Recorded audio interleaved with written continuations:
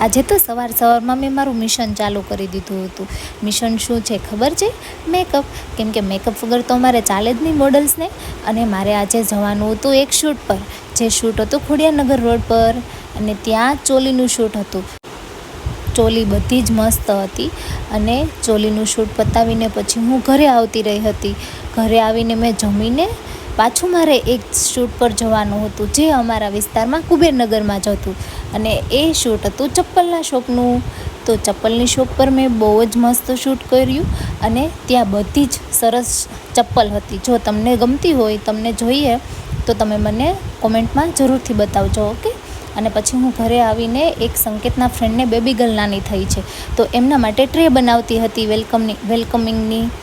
અને પછી પાછું રાત્રે મારે હજુ એક શૂટ હતું, એ હતું સાડીનું, અને એ પણ કુબેરનગરમાં જ હતું. એટલા માટે હું ત્યાં પણ જતી રહી અને ત્યાં મેં શૂટ કર્યું. અને ત્યાં જો નવી શોપનું ઓપનિંગ છે, હમણાં છે ને ગાઈઝ.